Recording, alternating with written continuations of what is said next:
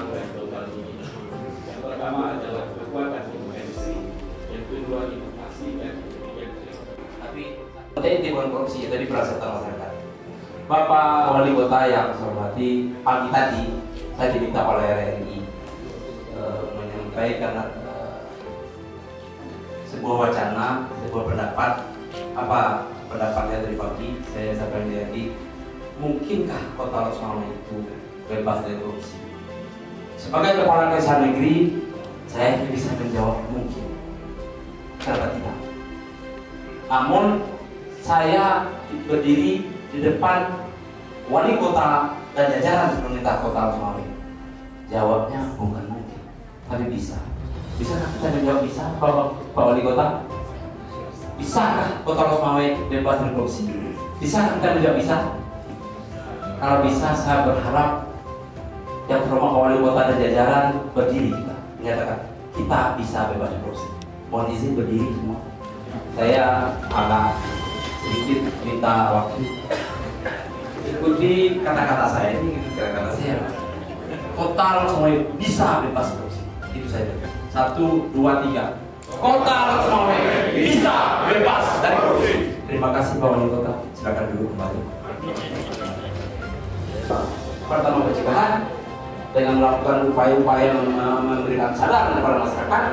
Yang kedua penindakan. Itu saja. Tapi aplikasi bahwa kita bisa bebas dari korupsi adalah jajaran pemerintah kota. Hari ini saya akan coba bagaimana peran masyarakat untuk mencegah itu. Lanjut.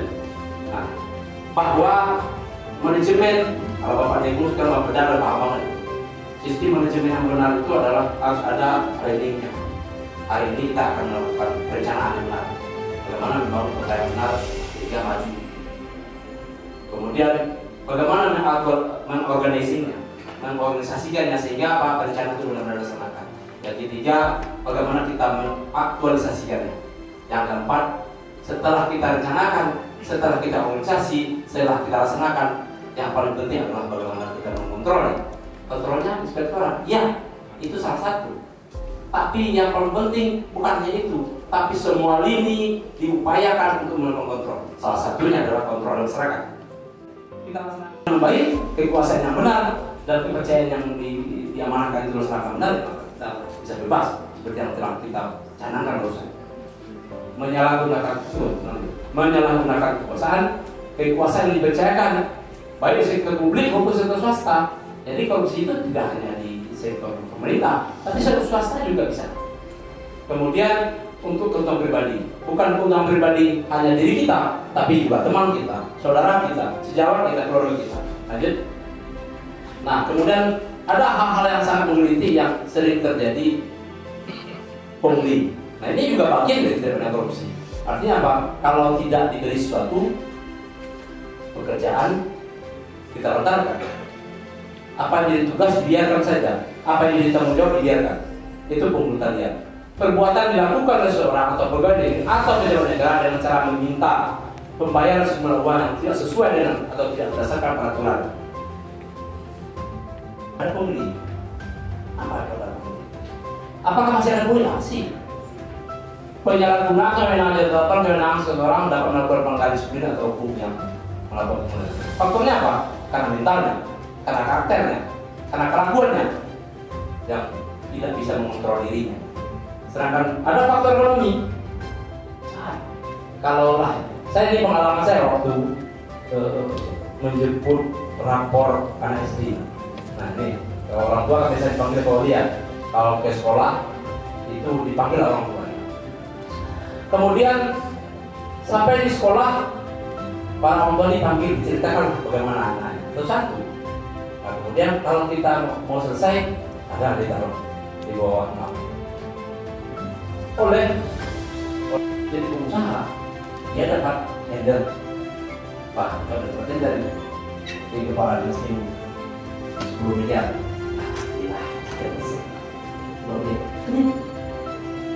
Ini budaya.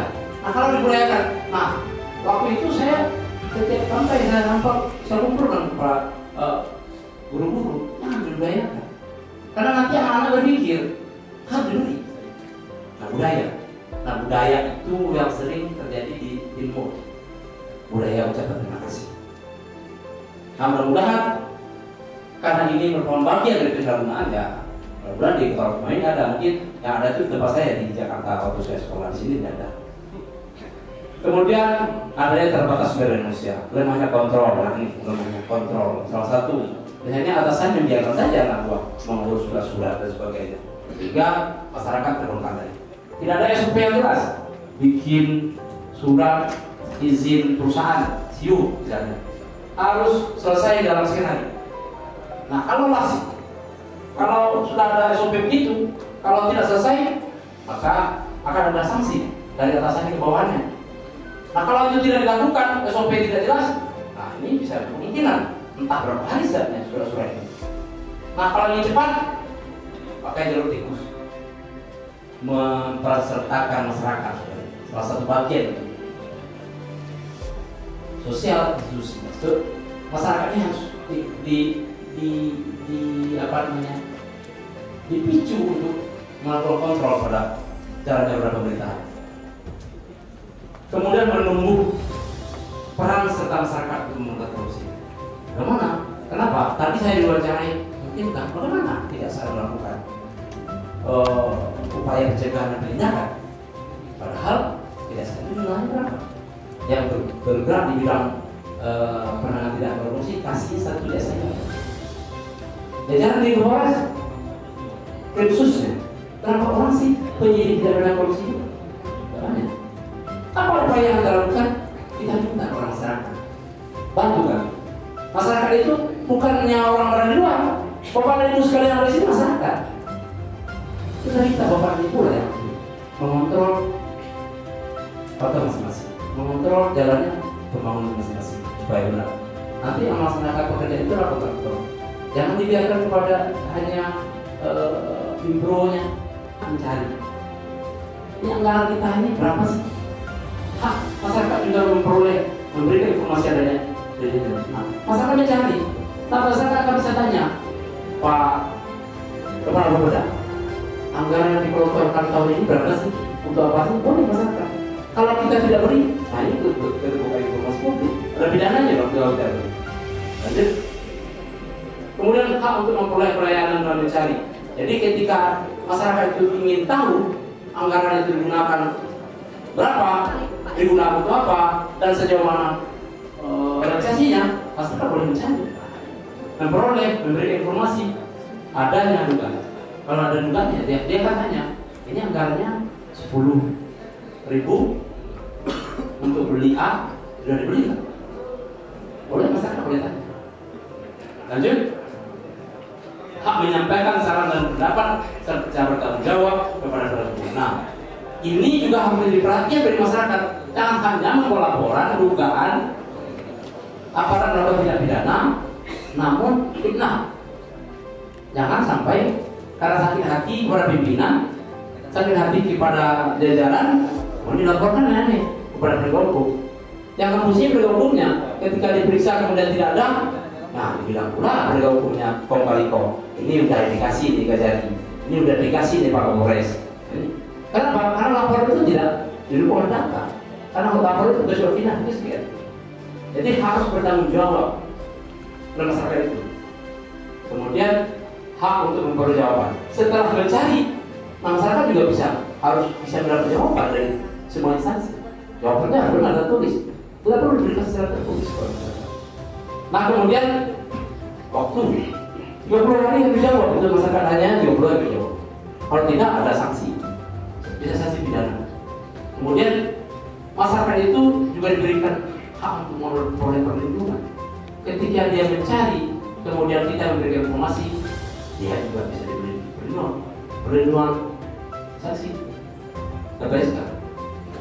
Nah, nanti jajarannya perlindungan hukumnya kepada Pak Polres. LPSK juga akan berkoordinasi dengan Polres untuk memberikan perlindungan kepada pemberi informasi itu. Lanjut, laporan mana itu sih? Mana yang selalu nampak? Alhamdulillah, nampak 6 bulan lebih dari sini, saya belum pernah menerima laporan ada juga korupsi. Belum pernah. dari masyarakat. Apakah masyarakat itu, apakah benar tidak ada korupsi atau masyarakat ini peduli? Ini dua. Saya berharap yang pertama tidak ada korupsi, bukan masyarakat yang peduli. Nah, kalaupun ada masyarakat yang peduli, saya berharap masyarakat itu peduli. Kenapa bisa ada pembangunan kota ini? Kalau masyarakat yang peduli, ya Pak Wali nggak bisa berjalan. Kalau warganya nggak peduli, kita harus peduli terhadap pembangunan kota ini. Lanjut, pasti orang yang memberikan informasi itu nanti saya takut kalau dilaporkan nanti bocor. Nah, kalau masuk informasi ke kejaksaan, ke kepolisian, saya dengan Pak Kapolres akan melindungi dengan benar, dengan cara-cara sesuai dengan aturan undang. Kemudian merahasiakan kemungkinan dapat diketahui itu sesuatu, kita akan rahasiakan. Tapi jangan begini. Ketika bertemu dada pula, saya Allah yang melaporkan, ya itu jelas. Ini lembaga pula. Kalau tidak saya laporkan dia nggak dipecat itu. Jangan. Nah, jadi enggak. Kewajiban kami itu tidak. Jadi hilang kalau dia ngomong kemana-mana. Wah, saya tuh melaporkan masuk penjara dia. Ya, jadi jangan perlu disalahin nanti penyidik. Tidak saat polisinya tidak dilindungi orang dia udah ngomong kemana-mana. Lanjut. Kemudian satu hal yang oleh negara memberikan penghargaan kepada pelapor. Lanjut. Ada aturannya, penghargaan itu di PP 43 2008, salah satu yang diberikan uang berapa per mil. Lanjut. Dan aturannya salah satu memberikan penghargaan, memberikan premi, diberikan sebelum masuk paling banyak 10 juta. Jadi pelapor itu akan diberikan penghargaan uang. Lanjut. Nah, bagaimana upaya kejaksaan dalam rangka pencegahan dan pemberantasan tindak pidana korupsi ini? Pertama adalah membuka kotak pengaduan. Ada baik secara laporan secara manual maupun secara online adanya dugaan tindak pidana. Kemudian melakukan sosialisasi dan pidana hukum. Salah satunya ini dalam rangka mensosialisasikan kepada masyarakat bahwa korupsi itu akan menghancurkan sedikit kehidupan. Dapat tidak susahnya program yang dibuat wali kota.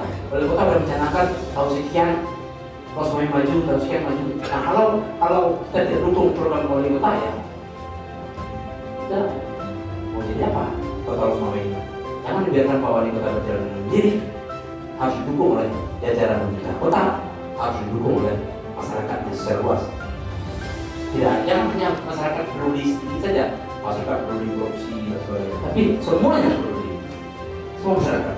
Jajaran pemerintah kota peduli, jangan biarkan Wali Kota berjalan sendiri, jangan biarkan anggota dewan menyusun biarkan sendiri, tapi semua masyarakat harus peduli bagaimana kota ini maju. Lanjut, narasumber. Namun apa beda yang salah? Itulah kelemahan saya. Mohon dimaafkan. Assalamualaikum warahmatullahi wabarakatuh. Terima kasih Bapak Kajari Luksimame. Memang kalau pemaparan dari Bapak Kajari bikin deg-degan. Mudah-mudahan karena kata kuncinya adalah pencegahan. Apa yang disampaikan oleh Bapak Kajari menjadi modal penting dalam pencegahan tindak pidana korupsi di Luksimame, sehingga kita menjadi kota yang maju.